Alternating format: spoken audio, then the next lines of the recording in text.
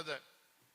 ಆಗ ಒಬ್ಬ ಶಿಕ್ಷಕರು ಹೇಳಿದ್ರಲ್ಲಿ, ಸ್ವಾಮಿ ನಾವು ನಿಶ್ಚಿತವಾಗಿ ನಾರಾಯಣ ಸ್ವಾಮಿ ಅವರನ್ನು ಗೆಲ್ಲಿಸ್ತೇವೆ, ಆದರೆ ಗೆದ್ದ ಮೇಲೆ ಚುನಾವಣೆ ಮುಗಿದ ಮೇಲೆ MP ಎಲೆಕ್ಷನ್ ರಿಸಲ್ಟ್ ಬಂದ ಮೇಲೆ ನೀವು ನಮಗೆ ಆಶ್ವಾಸನೆ ಕೊಡಬೇಕು, ಈ ಶಿಕ್ಷಣ ಸಚಿವರನ್ನ, ಈ ರಾಜ್ಯದಲ್ಲಿರ್ತಕ್ಕಂಥ ಶಿಕ್ಷಣ ಸಚಿವರನ್ನ ಬದಲಾವಣೆ ಮಾಡಬೇಕು ಅನ್ನುವ ಆಗ್ರಹವನ್ನ ಶಿಕ್ಷಕರು ಮಾಡಿದ್ರು.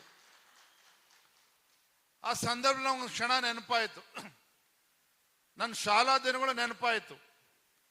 ನಾವು ಶಾಲೆಗೆ ಹೋಗ್ಬೇಕಾದ್ರೆ ನಮ್ಮ ತಾಯಿ ಏನ್ ಮಾಡ್ತಾ ಇದ್ರು, ಎಲ್ಲ ಮಕ್ಳಿಗೂ ಅವ್ರ ತಾಯಂದ್ರು ಏನ್ ಮಾಡ್ತಾರೆ ಅಂತ ಹೇಳಿದ್ರೆ, ನಮ್ಮ ಮಕ್ಕಳು ಶಿಸ್ತಿನಿಂದ ಶಾಲೆಗೆ ಹೋಗ್ಬೇಕು, ಶಿಸ್ತಿನಿಂದ ಶಾಲೆಗೆ ಹೋಗ್ಬೇಕು ಅಂದ್ರೆ ನಮ್ಮ ಬಟ್ಟೆ ಸ್ವಚ್ಛವಾಗಿರ್ಬೇಕು.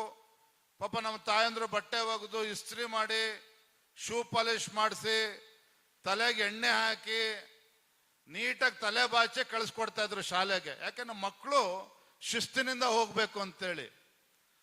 ಆದ್ರೆ ನಮ್ಮ ರಾಜ್ಯದ ಪರಿಸ್ಥಿತಿ ಎಲ್ಲಿಗೆ ಬಂದು ನಿಂತಿದೆ ಅಂತ ಹೇಳಿದ್ರೆ, ನೀವು ಶಿಕ್ಷಕರೇನಿದ್ದೀರಿ, ನಿಮ್ಮ ಶಾಲೆಗೆ ಏನಾರು ನಮ್ಮ ಶಿಕ್ಷಣ ಸಚಿವರು ಬರ್ತಾರೆ ಅಂತ ಹೇಳಿದ್ರೆ, ಅಥವಾ ವಿಧಾನ ಪರಿಷತ್ನಲ್ಲಿ ನಮ್ಮ ವಿಧಾನಸಭೆ ಒಳಗಡೆ ನಮ್ಮ ಶಿಕ್ಷಣ ಸಚಿವರು ಬರ್ತಾರೆ ಅಂತ ಹೇಳಿದ್ರೆ, ಸ್ವಾಮಿ ಶಿಕ್ಷಣ ಸಚಿವರೇ ದಯವಿಟ್ಟು ತಲೆ ಬಾಚ್ಕೊಂಡು ಬನ್ನಿ, ಕಟಿಂಗ್ ಮಾಡಿಸ್ಕೊಂಡು ಸರಿಯಾಗಿ ಕಟಿಂಗ್ ಮಾಡಿಸ್ಕೊಂಡು ತಲೆಗೆ ಎಣ್ಣೆ ಹಾಕಿ ನೀಟಾಗಿ ತಲೆ ಬಾಚ್ಕೊಂಡು ಬನ್ನಿ ಅಂತ ಕೆಟ್ಟ ಪರಿಸ್ಥಿತಿಗೆ ನಮ್ಮ ರಾಜ್ಯ ಬಂದು ಮುಟ್ಟಿದೆ ಅಂತ ಹೇಳಿದ್ರೆ, ಈ ನಾಡಿನ ಶಿಕ್ಷಣ ಸಚಿವರಿಗೆ ನಮೋ ನಮಃ ಅಂತ ಹೇಳಬೇಕೆ ಹೊರತು ನಾವು ಇನ್ನೇನು ಕೂಡ ಹೇಳೋದಕ್ಕೆ ಸಾಧ್ಯ ಇಲ್ಲ.